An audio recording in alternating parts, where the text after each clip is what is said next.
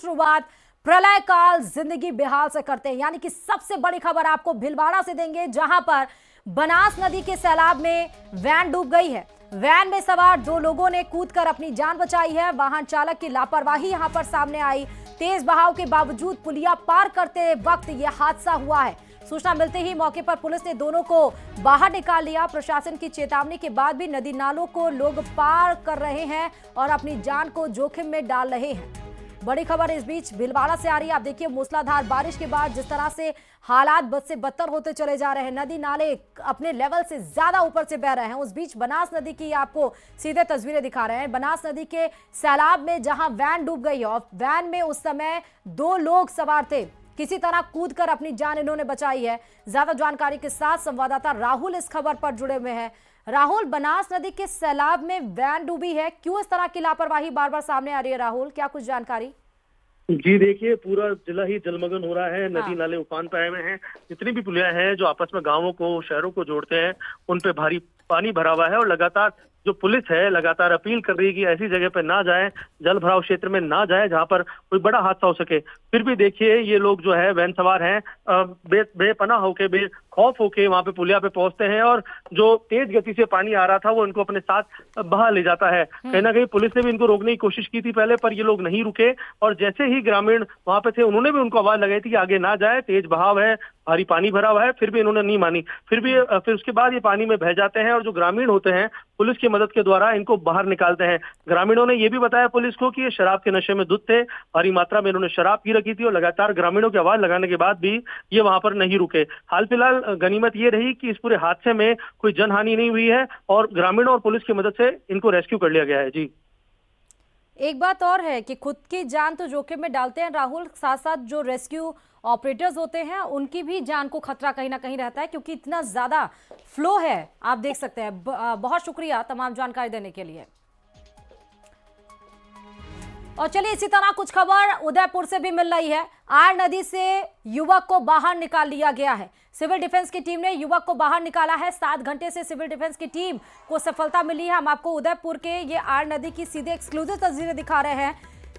आप देखिए, चट्टान के सहारे एक युवक यहां पर फंसा हुआ था। लगभग 7 घंटे से उस चट्टान के सहारे, क्योंकि इतना ज्यादा आर नदी का जो फ्लो था, जो बहाव था, इतना तेज था कि उसे बचाना मुमकिन नामुमकिन लग रहा था।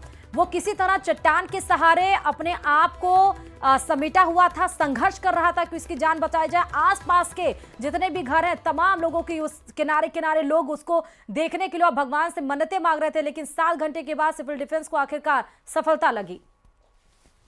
व्यक्ति जो चट्टान पे बैठा है और पानी का वेग बहुत ज़्यादा है, तो सबसे पहले नागरिकों को धन्यवाद देना चाहता हूँ। किसी ने धैर्य नहीं खोया और हम जैसे ही यहाँ पहुँचे तो प्रभारी मंत्री जी को भी सूचना की, हमने माननीय मुख्यमंत्री कार्यालय में हमने सूचना की और जब 2-3 बार प्रयास किया ड्रोन के द्वारा तो उसमें सफलता नहीं मिली। उसके बाद चिंता भी थी, लेकिन मैं धन्यवाद देना चाहता हूँ प्रशासन का, जिस प्रकार से सूझबूझ के तहत यहाँ की सेना ने और सिविल डिफेंस वालों ने जिस प्रकार से आज ये मिशन को अपने हाथ में लिया और मिशन कामयाब हुआ। इससे उदयपुर के लोगों को भी निश्चित तौर से एक राहत की सांस ली और आज शहर के अंदर अनेक स्थानों पर, चाहे डोरन नगर हो, चाहे नवरत्न हो, पानी का वेग बहुत ज़्यादा कारण अनेक कॉलोनियों में पानी भर गया था। लेकिन आज का जो सफल जो ऑपरेशन हुआ, मैं मानता हूँ कि प्रशासन की सूझबूझ के द्वारा और नागरिकों को धैर्य के कारण और विशेषकर जिस व्यक्ति को बचाया, लगभग हम देख रहे थे, मैं और फूल सिंह जी मीणा और एडीएम साहब करीब 6 घंटे से यहीं थे, डटे होते, उसने भी अपना धैर्य नहीं खोया और वास्तव में सूझबूझ कारण एक बड़ा एक दासा था वो टल गया। लेकिन ये भी सूचना है कि 4 लोग थे, उनके परिवार से बात भी हुई, इनके वाइफ जो इससे भी बात हुई कि 4 लोग थे, उसमें 2-3 लोग का पता लगेगा भी कैजुअलिटी कितनी हुई, लेकिन लोगों ने कहा भी एक व्यक्ति था वो बह के चला गया।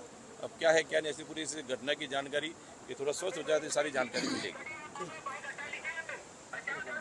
बिल्कुल, देखिए, एक बड़ी सफलता हासिल कर ली है। सिविल डिफेंस की टीम ने बड़ी सफलता हासिल की है और आर्मी की टीम भी आई थी, सिविल डिफेंस की टीम भी थी। अब उसे सुरक्षित बाहर निकाल लिया गया, हॉस्पिटल ले जाया गया है। इस समय आप देख सकते हैं कि अब सभी के चेहरे पर एक सफल होने के बाद जो खुशी है वो देखी जा सकती है। जो इक्विपमेंट है उनको इकट्ठा इकट्ठा किया जा रहा है। इक्विपमेंट जो इस रेस्क्यू के लिए लाए थे उन्हें इकट्ठा कर रहे हैं और एक दूसरे को बधाई दे रहे हैं, क्योंकि ये जो रेस्क्यू था एक तरह से बहुत चुनौतीपूर्ण रेस्क्यू था। हाँ। किस तरह का रेस्क्यू था, चुनौतीपूर्ण था? जो ऑपरेशन के लिए आप थोड़ी देर पहले आप मेरे से मिले थे, तब हमने बताया था कि जब हमें रस्सी आर पार पहुंचाएंगे, उसके बाद जो लाइफ बॉय और लाइफ जैकेट के सहारे जो पहुंचेगा उसके बाद ही ऑपरेशन सक्सेस हो पाएगा। और वही हुआ, जो लाइफ जैकेट और लाइफ बॉय उसके पास पहुंचा और सभी टीमों ने मिलकर उसको सुरक्षित बाहर निकाल लिया। ठीक है कपिल, चुनौती तो आज चलिए, हमारे लिए भले लगभग 7 घंटे लगे, लेकिन सुरक्षित वो शख्स बाहर निकल गया। रेस्क्यू टीम को यहाँ पर सफलता हाथ लगी। बहुत शुक्रिया कपिल, बहुत शुक्रिया आपका तमाम जानकारी देने के लिए।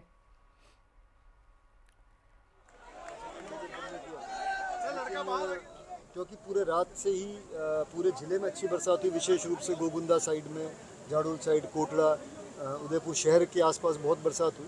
तो हमारे और प्रदेश के कई जिलों में कहर बनकर बरस रही है बारिश। जी हां, शहर से लेकर गांव और ठाड़ियों में सैलाब बह रहा है, जनजीवन बेहाल है। इस समय अलग अलग जिलों की तस्वीरें हैं। आप देखिए किस तरह सड़कें दरिया बन गई हैं, नदी नाले उफान पर हैं। बारिश के पानी ने लोगों को घरों में कैद रहने को मजबूर कर दिया है। 5 जो अलग अलग तस्वीरें हैं वो इसकी तस्दीक करती हैं। अलग अलग जिलों की तस्वीरें हैं, लेकिन कहानी लगभग एक ही तरह है। बेरहम बादल और उसका कहर, इन सब के बावजूद भी लोग लापरवाही करने से मान नहीं रहे हैं। बूंदी में बस चालक की लापरवाही देखिए तो भीलवाड़ा उफान पर नदी नाले हैं जिससे लोग परेशान हैं। वहीं उदयपुर में स्कूल बस पानी में फंस गई है, जिसे विधायक ने खुद धक्का लगाकर बाहर निकालने में मदद की। अजमेर तो मानो बारिश कहर बरपा रही। अजमेर में तो चारों ओर पानी ही पानी, जबकि पाली में लापरवाही से 7 लोग नाले में बह गए, जिन्हें कुछ युवकों ने बचा लिया। और अब बात बूंदी से खबर की, जहां खटकड़ में मेज नदी में उफान के चलते स्टेट हाईवे 34 पर आवागमन बाधित होने के बाद लोग अब जान जोखिम में डालकर पुल को पार कर रहे हैं। पहले एक सवारी जीप चालक सवारियों को लेकर मेज नदी में आए उफान को पार करता हुआ खटकड़ की ओर पहुंचा। साथ ही इसके बाद 3 बाइक सवार भी एक के बाद एक पुल को पार करने का प्रयास करते हैं, लेकिन पानी के तेज बहाव के सामने उनकी बाइक की गति धीमी पड़ गई और बाइक बंद भी हो गई। ऐसे में लोगों ने धक्का देकर जैसे तैसे कर बाइक सवारों को पुल पार करवाया है।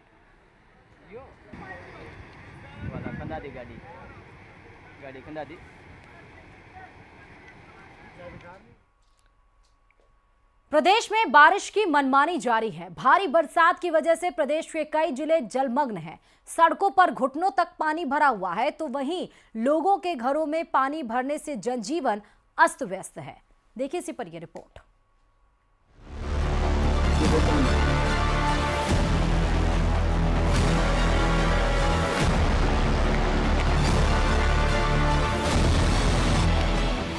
राजस्थान में आसमान से आफत बरस रही है। भारी बारिश ने जनजीवन अस्त व्यस्त कर दिया है। टोंक, भीलवाड़ा, कोटा, बारां और बूंदी जैसे जिलों में तो नदियां और नाले उफान पर हैं। कई निचले इलाकों में पानी भर गया है और कई जगह बाढ़ जैसे हालात बन गए हैं। वहीं लोग घरों में कैद होने को मजबूर हैं। जयपुर के फुलेरा में सांभर इलाके में हुई लगातार मूसलाधार बारिश से जनजीवन प्रभावित हो गया है। सांभर लेक और आसपास के इलाकों में बाढ़ जैसे हालात बने हुए हैं। गांव, रास्तों और खेतों में पानी भरा हुआ है। अपनी टीवी स्क्रीन पर आप ड्रोन की तस्वीरें देखकर खुद हालात का अंदाजा लगा सकते हैं। तो उदयपुर जिले के कई इलाकों में जलभराव का ऐसा प्रकोप देखने को मिल रहा है कि घरों में ग्राउंड फ्लोर पूरा का पूरा डूब गया है और लोग पहली मंजिल पर जाने को मजबूर हो गए।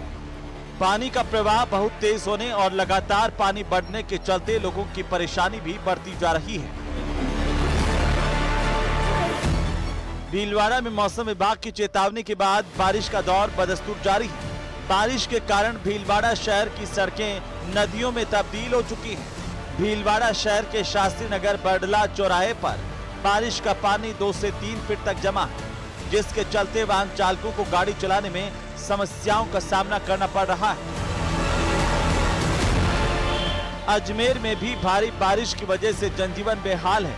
अलग अलग इलाकों में जलभराव होने से लोगों की मुसीबतें और बढ़ गई हैं। वहीं लगातार बरस रही आफत की वजह से स्कूलों में छुट्टी घोषित की गई। चित्तौड़गढ़ की बात करें तो जिले के अलावा मध्य प्रदेश में भी लगातार हो रही बारिश की वजह से जलाशयों में पानी की आवक तेज होने से राणा सागर बांध और गंभीरी बांध के गेट खोले गए हैं। इस बार पहली बार गंभीरी बांध के गेट खोले गए हैं। वहीं दूसरी ओर रावत भाटा में स्थित सबसे बड़े बांध राणा सागर बांध के भी 3 गेट खोले गए हैं। लगातार हो रही बारिश की वजह से नदी नाले उफान पर हैं। देखना होगा कि इस आसमानी आफत से राहत कब तक मिलेगी। Bureau report, news 18 Rajasthan.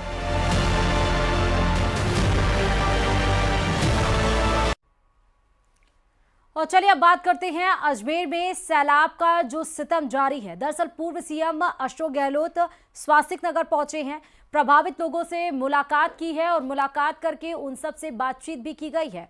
और उन्होंने बातचीत में कहा कि हम विपक्ष में हैं फिर भी आपके बीच आए, सरकार से स्पेशल पैकेज देने की मांग रखी गई है। पूर्व आरटीडीसी चेयरमैन धर्मेंद्र राठौर भी पूर्व सीएम अशोक गहलोत के साथ है। आपको ध्यान होगा कि अजमेर के बोराज की पाल टूटने की वजह से करोड़ों रुपए का नुकसान हुआ। 100 घर ऐसे हैं जिनके सामान जो घर अस्त व्यस्त हो गया। लोगों के पास मकान नहीं है रहने के लिए, क्योंकि इतनी तेज वेग से यहाँ पर 5 से 6 फीट के ऊपर पानी आया कि रात के समय सो रहे लोगों को उसने हिला कर रख दिया था। लोगों ने किसी तरह अपनी जान, अपने घरों में बच्चों बूढ़ों की जान बचाकर छत पर भागे, लेकिन उसके बाद यहाँ पर 3 दिन से राहत बचाव कार्य जारी और उन्हीं प्रभावित लोगों से मिले हैं पूर्व सीएम अशोक गहलोत। पूर्व मुख्यमंत्री अशोक गहलोत आज स्वास्तिक नगर पहुंचे हैं, लोगों से बातचीत कर रहे हैं और मीडिया से भी बातचीत करते हैं। बहुत स्थिति खराब है, गंभीर स्थिति है। सरकार को चाहिए डेलीगेशन भेजे, यहाँ पर प्रतिनिधिमंडल भेजे। देखिए वास्तविक स्थिति क्या, एक एक घर की कहानी अलग अलग है। तमाम घरों में सर्वे हो तब राहत मिल पाएगी।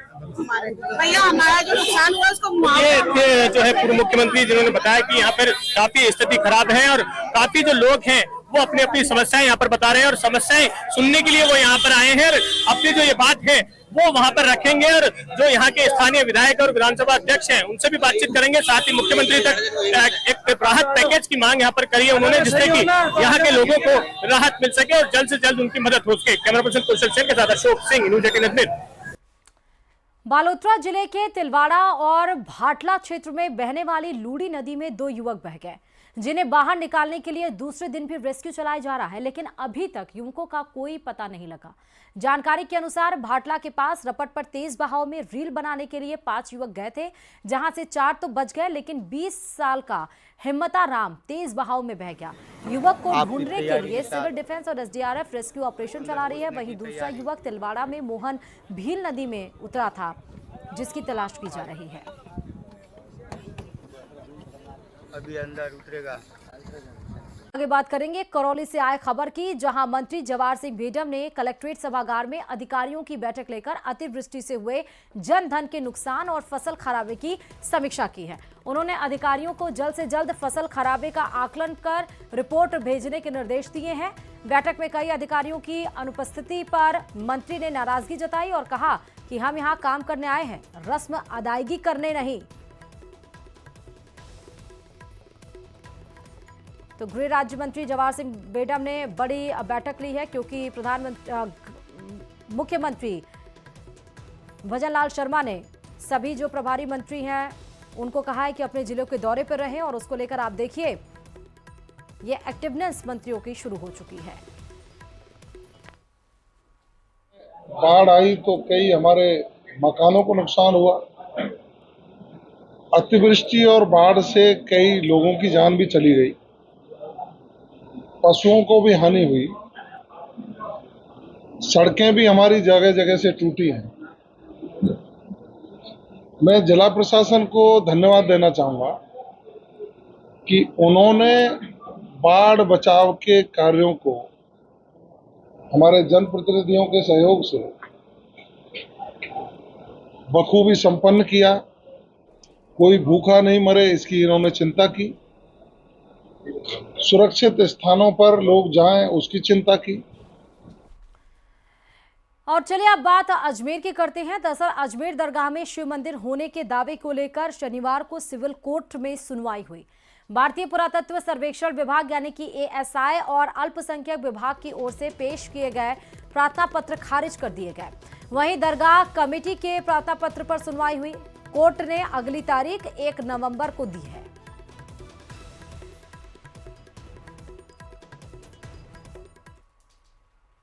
अब 7/11 पर अभी सुनवाई पूरी नहीं हुई है। अब बाकी सुनवाई अगली तारीख पे होगी। अगली तारीख 1/11/2025 है। जैसे 7-10 अल्पसंख्यक मंत्रालय और ASI की खारिज हुई, वैसे ही दरगाह कमेटी की भी जो आपत्ति है वो भी खारिज होगी, ऐसी मुझे उम्मीद है। और खारिज होने के बाद जल्दी सर्वे भी होगा और सर्वे होकर सारी स्थिति साफ हो जाएगी। वहाँ पूर्व में भगवान संकट मोचन महादेव मंदिर था, ऐसे साक्ष्य में।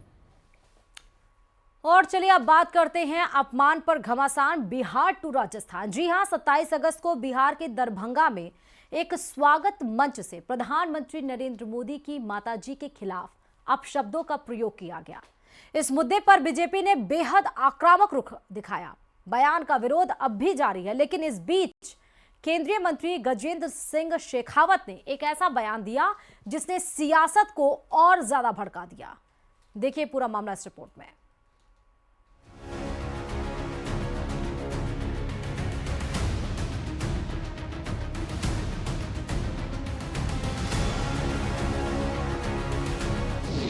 मां का अपमान, बिहार टू राजस्थान, बढ़ी सियासी गर्मी, गजेंद्र सिंह ने कसा तंज, जवाब देने पर गहलोत हुए बेबस। प्रधानमंत्री नरेंद्र मोदी की दिवंगत मां को दी गई गाली का मुद्दा अभी शांत भी नहीं हुआ था कि केंद्रीय मंत्री गजेंद्र सिंह शेखावत के एक बयान ने सियासी हलचल को और तेज कर दिया है।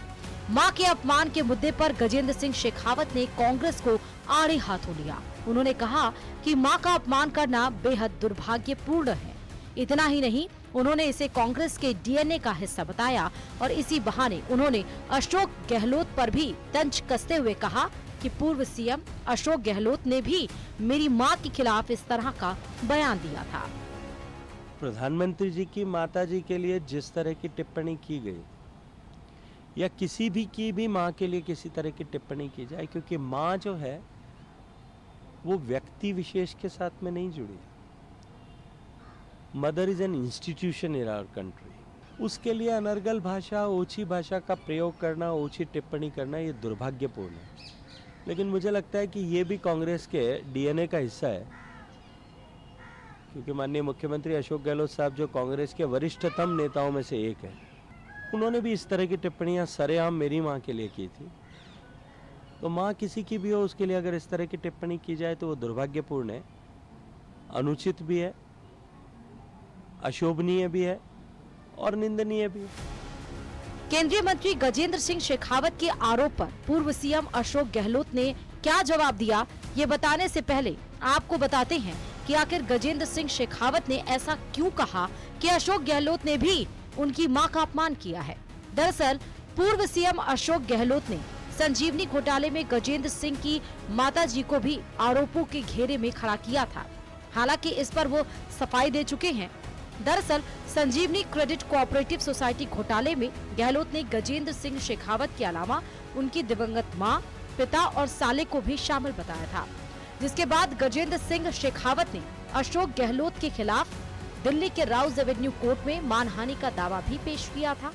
गजेंद्र सिंह के आरोपों पर पूर्व CM ने कहा कि उनकी बातों का कोई तुक नहीं है, मैं उनकी मां का सम्मान करता हूं। उनकी बातों का कोई तुक नहीं है, मैं क्या जवाब दूं। मैं तो उनकी मां का भी सम्मान करता हूं, जो स्वर्गवासी है।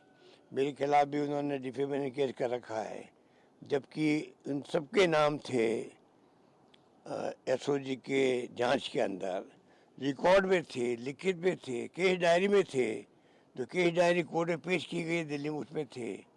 और वो बात मैंने पब्लिक को कही कि भाई ये जो संजीवनी मामला है उसमें गरीबों को न्याय मिलना चाहिए। किसी के 1 लाख, 2 लाख, 25 लाख, 50 लाख डूबे हुए हैं, लाखों लोगों के। राजस्थान के हैं, पर विजय के, मारवाड़ के, बाड़मेर के, जोधपुर के। उसके लिए अगर मैंने कहा कि इनको आगे आकर के, क्योंकि इनका इन्वॉल्वमेंट था, वो तो सगा बदलते ही वो इन्वॉल्वमेंट खत्म हो गया। 2 महीने में नई रिपोर्ट आ गई SOG की। मां पर महाभारत जारी है। सियासी सुरमा एक दूसरे पर आरोप प्रत्यारोप लगा रही हैं। बिहार से शुरू हुआ मां पर महाभारत अब राजस्थान तक पहुंच गया है और जिसने सियासत को और गरमा दिया है। Bureau report, news 18 Rajasthan.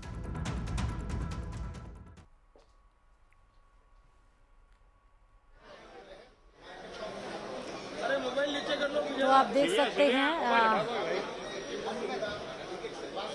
राष्ट्रीय अध्यक्ष जेपी नड्डा को, स्वास्थ्य मंत्री जेपी नड्डा को आप देख रहे हैं, जहां पर एयरपोर्ट पर वो पहुंचे हैं और जोरदार स्वागत भाजपा के कार्यकर्ताओं के द्वारा उनका किया गया। जोधपुर के दौरे पर जेपी नड्डा आपको नजर आ रहे हैं। एयरपोर्ट से ये सीधे तस्वीरें हम आपको दिखा रहे हैं, जहां पर आप देखिए कि उनका जोर तरीके से स्वागत जेपी नड्डा का किया जा रहा है।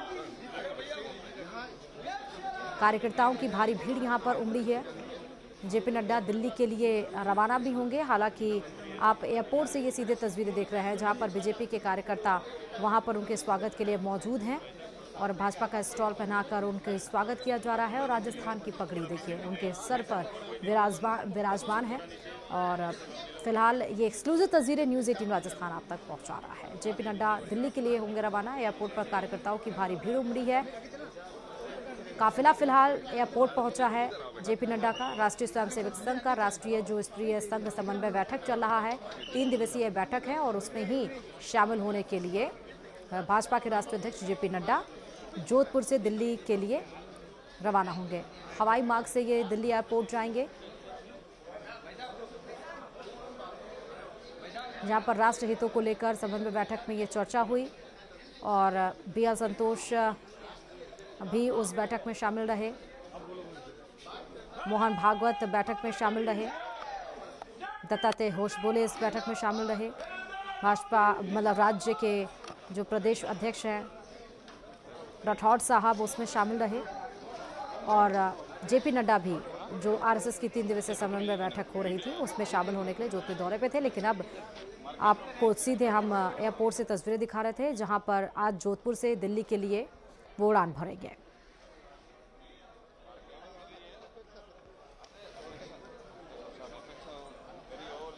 जोगाराम पटेल उनके पीछे आपको नजर आ रहे हैं, मंत्री, और CM भजनलाल शर्मा खुद देखिए उनको ग्रीट करते हुए नजर आ रहे हैं। मंत्री जोगाराम पटेल, मुख्यमंत्री भजनलाल शर्मा, साथ में राष्ट्रीय अध्यक्ष जेपी नड्डा के साथ नजर आ रहे हैं आपको तस्वीरों में। यह एयरपोर्ट से सीधे तस्वीरें हैं।